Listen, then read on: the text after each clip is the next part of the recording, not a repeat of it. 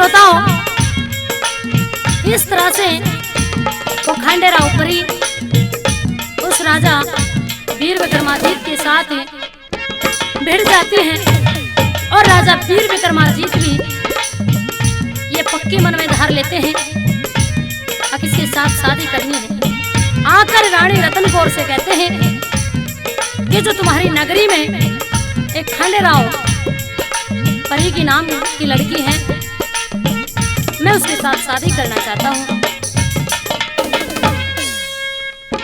रानी रतन कौर ने अपने पिताजी राजा श्यामधाम से कही और राजा श्यामधाम ने उस खंडेराव परी के पिताजी बुलाए और कहा कि जो मेरे दामाद हैं वो तुम्हारी लड़की के साथ शादी करना चाहते हैं। खंडेराव परी से पूछा तो खंडेराव परी कहती है कि मेरे साथ शादी करना ये कोई आसान बात नहीं, मेरी कुछ शर्तें होंगी। अगर ये तुम्हारा दामाद है जो मेरी शर्तों को मंजूर करता है तो मैं इनके साथ शादी करने के लिए तैयार हूँ, अगर नहीं तो फिर मैं इनके साथ शादी नहीं करूंगी। राजा वीर विक्रमादित्य कहते हैं कि बताओ तुम्हारी शर्तें क्या क्या हैं और कितनी हैं। तो वो राजकुमारी वो खंडेराव परी अपनी शर्तें गिनवाती है।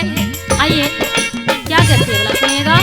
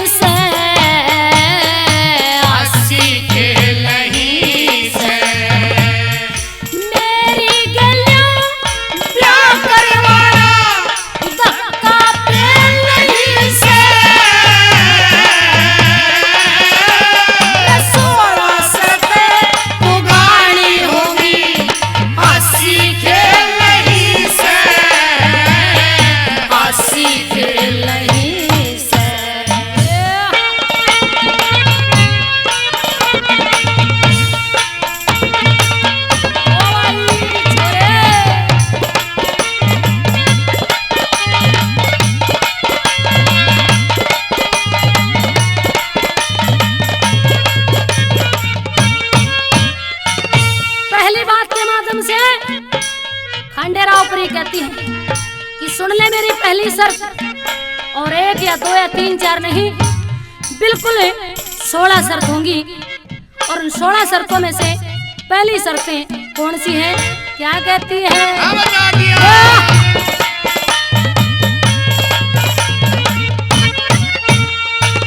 ओ जब कमरे में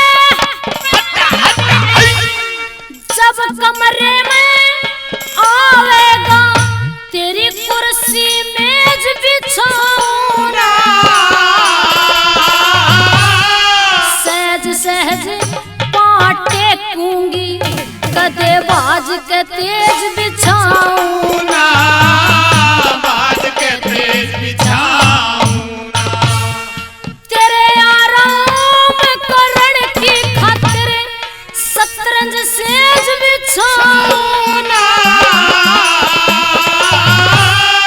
पिलंग और गलीचे में तेरी करकैज बिछाऊंगा, करकैज बिछाऊंगा, ओ जिनतिया में काढ़ा चावे, जिनतिया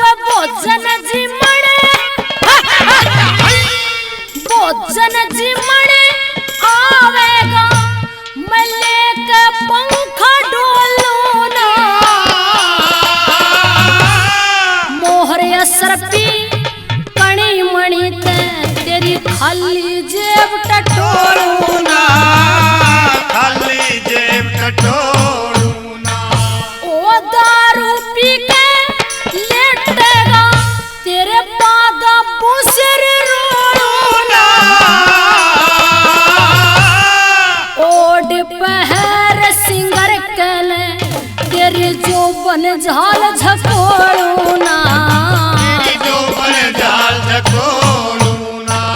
मैं फिरूं सांडनी जंगल के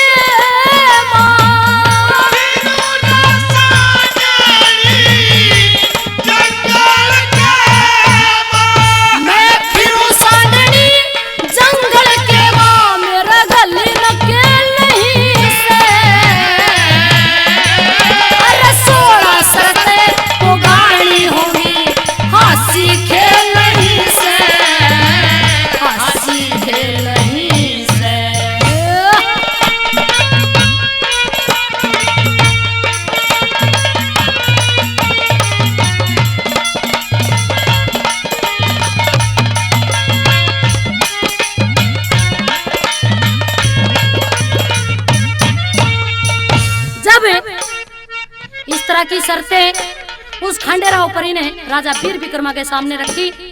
राजा वीर विक्रमा उसे सबकी नजरों से देखते हैं। न्यू कह दिया किस तरह से मत ना देखें, जो मैंने शर्तें बताई हैं इनका भी कुछ मतलब है और ना तो कोई दोष नहीं है मेरे में। तीसरी बात के माध्यम से क्या कहती है बोला,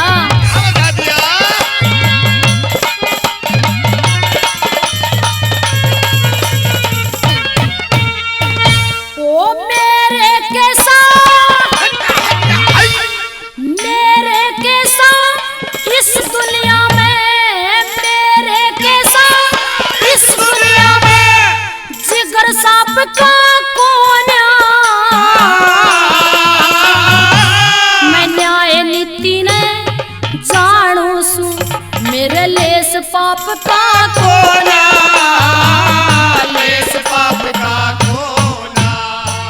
ओ गंधर्व किनारे रहे रखवाले, डर तीन ताप का जुन सा पहला में बोलेगा वो असल बाप का कौन, असल बाप का कौन, तेरी गाड़ी टूटी बाखल कड़ेरा,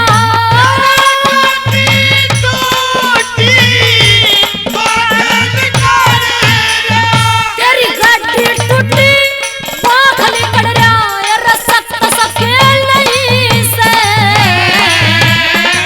ये 16 शर्तें पुगानी होगी, आसी खेल नहीं से, आसी खेल नहीं से। ओ ला ला ला ला ला ला ला ला ला ला ला ला ला ला ला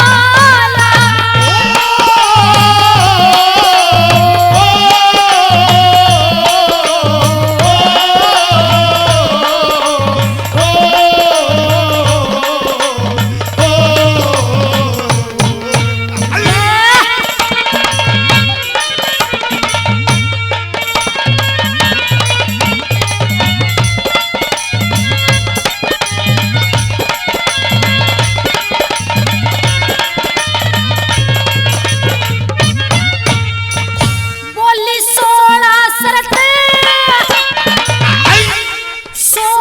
शर्तें पुगानी होगी, 16 शर्तें पुगानी होगी, दूर का साथ धरूं कौन, जो वीर मर्द की पूजा करे से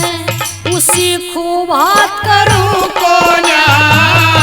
उसी को बात करूं कौन, वो ओढ़ पहर सिंगर करे तेरे अजर गात करूं कौन, श्री लक्ष्मी चंद पैज की पूरी कदे भी बात करूं कौन, कदे